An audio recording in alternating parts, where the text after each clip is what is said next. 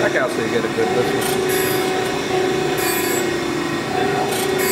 Alright, we're just making a little video here of the Brown & Sharpe 818 Series 2 MICROMASTer. Just checking to see how it's grinding. We don't have any coolant on it, and we've got the guard off just for the video.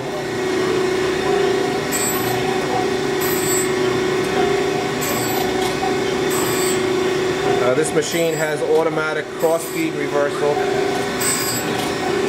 You don't have to reverse this.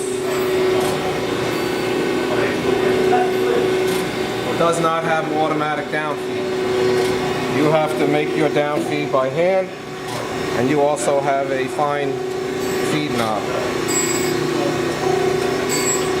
The chuck is a permanent magnet chuck, fine pole.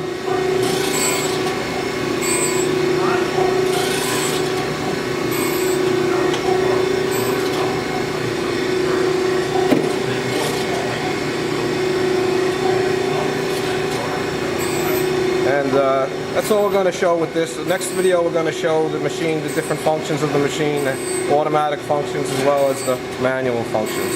So I'm going to stop this when it gets out to the end here.